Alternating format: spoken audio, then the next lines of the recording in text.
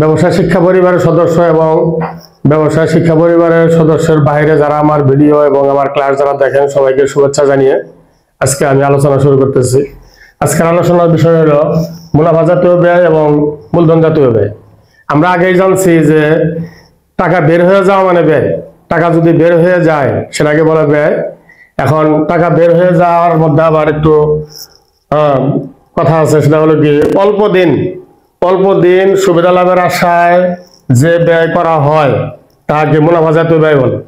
অল্প দিন সুবিধা লাভের আশায় বলতে আমরা যদি কারেন্টের বিল দেই, কারেন্টের বিল দিলে সুবিধা পাওয়া যাবে 1 মাস, এটা হলো মুনাফা জাতীয় ব্যয়। কর্মচারী বেতন যদি দেই, কর্মচারী বেতন দিলে 1 মাসের বেতন দিলে সে 1 মাস সুবিধা আমাকে দিবে।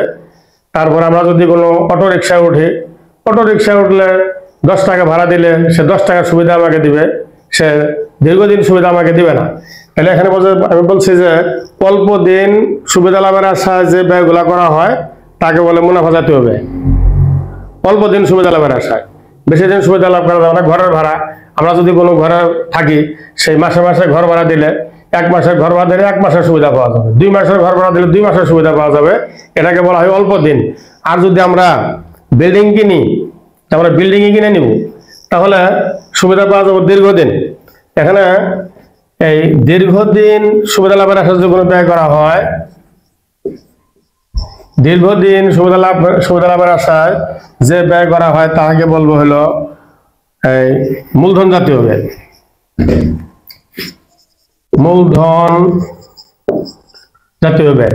তাহলে আমি আগে বললাম অল্প দিন সুবিধা লাভের আশায় যে ব্যয় করা হয় সেটা হলো মুনাফা জাতীয় ব্যয়, আর দীর্ঘদিন সুবিধা লাভের আশায় যদি কোনো ব্যয় করা হয় সেটা হবে মূলধন জাতীয় ব্যয়। আমরা একটা উদাহরণের মাধ্যমে আলোচনা করতে পারি। যেমন আমি কিছুক্ষণ আগে বললাম যে যদি কারেন্টের বিল দেই তাহলে কারেন্টের বিল থেকে সুবিধা পাওয়া যাবে 1 মাস, সেটা হলো অল্প দিন। আর যদি আমরা সোলার কিনি বা কারেন্ট উৎপাদন করার যে যন্ত্র সেটা জেনারেটর, এরকম যদি আমরা কিছু কিনি তাহলে সেখান থেকে সুবিধা পাওয়া যাবে অনেক দিন, কিন্তু টাকা লাগবে বেশি। কারেন্টের বিল হয়তো কম টাকার পরিমাণ কম থাকে, কিন্তু আমরা যদি জেনারেটর ক্রয় করি বা সোলার ক্রয় করি সেখানে টাকার পরিমাণ বেশি, কিন্তু কারেন্টের বিল দিলেও টাকা বের হয়ে যায়। আবার যদি আমরা জেনারেটর ক্রয় করি, সোলার ক্রয় করি, সেখানেও টাকা বের হয়ে যায়, কিন্তু এই কারেন্টের বিলের টাকা থেকে সুবিধা পাওয়া যাবে কম দিন, কিন্তু জেনারেটর যদি ক্রয় করি বা সোলার যদি ক্রয় করি সেখান থেকে সুবিধা পাওয়া যাবে অনেক দিন। তাহলে কারেন্টের বিলটা হলো মুনাফা জাতীয়, আর সোলার অথবা জেনারেটর যদি ক্রয় করা হয় সেখান থেকে সুবিধা পাওয়া যাবে অনেক দিন, সেটা হলো মূলধন জাতীয়।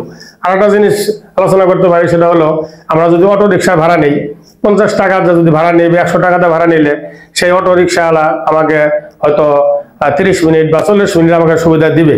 আর যদি আমরা অটো রিক্সা একটা যদি নিজেরা কিনে ফেলি, একটা অটো রিক্সা যদি কিনে ফেলি তাহলে সেখান থেকে সুবিধা পাওয়া যাবে অনেক দিন, দীর্ঘদিন সুবিধা পাওয়া যাবে। অর্থাৎ অটোর ভাড়াটা হবে, অটো রিক্সার ভাড়া হবে মুনাফা জাতীয়, আর অটো রিক্সা যদি আমরা ক্রয় করি সেটা হবে আমাদের মূলধন জাতীয়। অটো রিক্সা ক্রয় করলেও টাকা বের হয়ে যাবে, আর অটো রিক্সা ভাড়া দিলেও টাকা বের হয়ে যায়।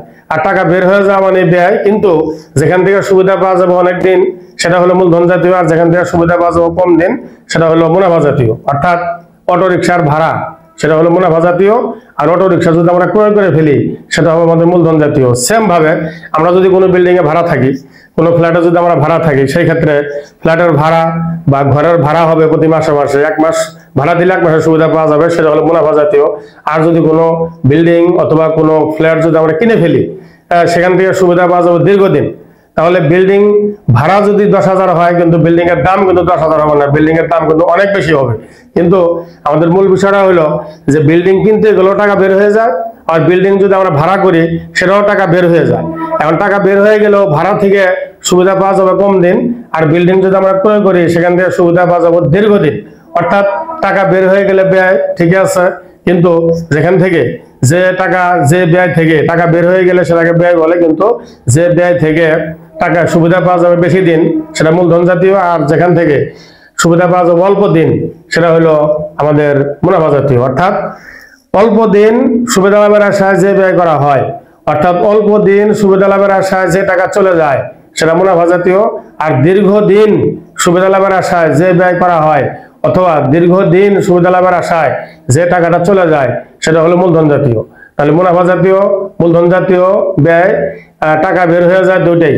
মুনাফা জাতীয় ব্যয়গুলো টাকা বের হয়ে যায়, মূলধন জাতীয় ব্যয়গুলো সেটাও টাকা বের হয়ে যায়, কিন্তু মুনাফা জাতীয় ব্যয় থেকে সুবিধা পাওয়া যাবে কম দিন, অল্প দিন। আর মূলধন জাতীয় যদি হয় তাহলে সুবিধা পাওয়া যাবে দীর্ঘদিন। অর্থাৎ এই অল্প দিন সুবিধা লাভের আশায় যে ব্যয়টা করা হবে সেটা হবে মুনাফা জাতীয়, আর দীর্ঘদিন সুবিধা লাভের আশায় যে ব্যয়টা করা হবে সেটা হবে মূলধন জাতীয়। আমরা এখানে লিখে দিচ্ছি মুনাফা জাতীয় ব্যয়, মূলধন জাতীয় ব্যয়। তাহলে অল্প দিন, কেউ বলে স্বল্প দিন সুবিধা লাভের আশায় যে টাকা চলে যায় বা যে ব্যয় করা হয় সেটা হলো মুনাফা জাতীয়। আর দীর্ঘদিন সুবিধা লাভের আশায় যে ব্যয় করা হয় বা দীর্ঘদিন সুবিধা লাভের আশায় যে টাকা বের হয়ে যায় সেটাকে বলা হয় মূলধন জাতীয় ব্যয়। ধন্যবাদ।